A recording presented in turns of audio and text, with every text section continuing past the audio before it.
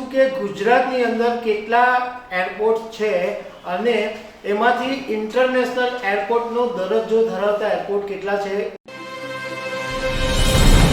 નમસ્કાર દર્શક મિત્રો, દુનિયાની સૌથી ઊંચી ઓફિસ બિલ્ડિંગ સુરત ડાયમંડ બુર્સના ઉદ્ઘાટન માટે પ્રધાનમંત્રી નરેન્દ્ર મોદી આવતીકાલે સુરત આવવાના છે 17 ડિસેમ્બર 2023ના દિવસે।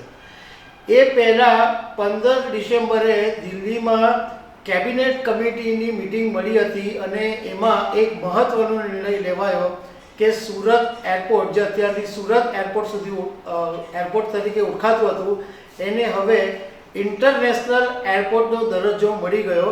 એટલે સુરત હવે સુરત ઇન્ટરનેશનલ એરપોર્ટ તરીકે ઓળખાશે।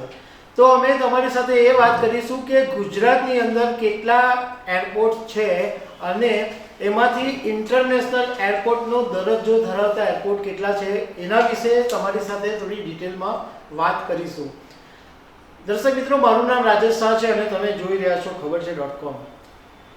અમને ગુજરાત ઇન્ફ્રાસ્ટ્રક્ચર ડેવલપમેન્ટ બોર્ડ એની વેબસાઇટ ઉપરથી જે માહિતી મળી છે એમાં ગુજરાતની અંદર ટોટલ 17 એરપોર્ટ છે અને તમે દીવ અને દમણને પણ જો કાઉન્ટ કરો તો આમ ગુજરાતની નજીકમાં ટોટલ 19 એરપોર્ટ છે।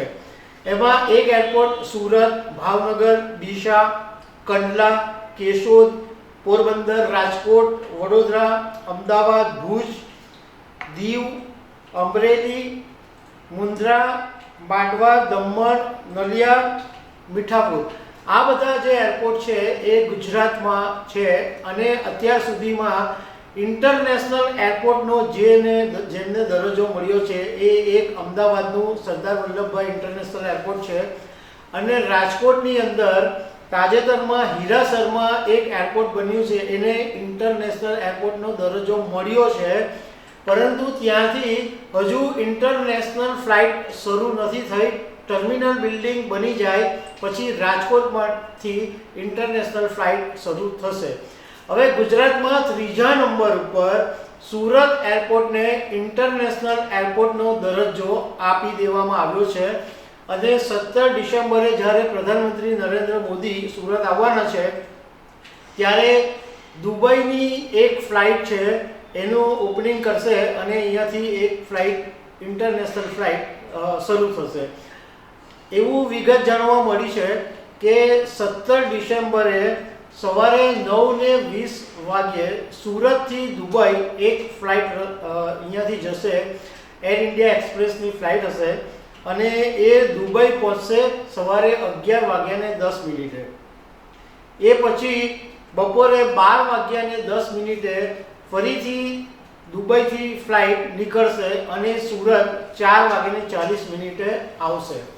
એવું પણ જાણવા મળ્યું છે કે સપ્તાહમાં 4 દિવસ આ સુરત દુબઈની ફ્લાઇટ ચાલશે।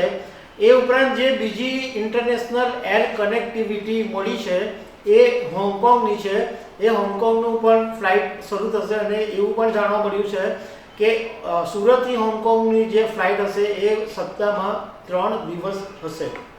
બીજું એક મહત્ત્વની વાત એ છે કે સુરતને ઇન્ટરનેશનલ ફ્લાઇટ મળે એના માટે ઘણા સમયથી લડતો ચાલતી હતી અને છેલ્લા કેટલાક સમયથી સુરત શારજાહની ફ્લાઇટ ચાલતી પણ હતી, પરંતુ એ જાણકારોના કહેવા મુજબ એટલી રેગ્યુલર નહોતી, નિયમિત એ ફ્લાઇટ નહોતી આવતી।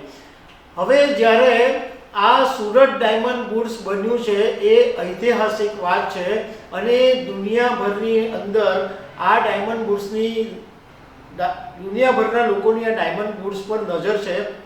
વિદેશી બાયરો આવવાના છે એટલે ઇન્ટરનેશનલ ફ્લાઇટની જરૂર છે અને ડાયમંડ ઇન્ડસ્ટ્રીના જે ઉદ્યોગકારો છે એમનું એક રાજકીય વજન પણ પડે છે, એટલે તાત્કાલિક ધોરણે સુરતને એક ઇન્ટરનેશનલ એરપોર્ટનો દરજ્જો આપણને મળી શક્યો।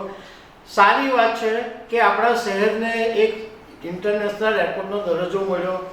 ટેક્સટાઇલ અને ડાયમંડનો જે બિઝનેસ છે એ લોકોને ફાયદો મળી શકે, પરંતુ સવાલ એ છે કે આ ઇન્ટરનેશનલ ફ્લાઇટ છે એ લાંબા સમય સુધી ચાલવી જોઈએ।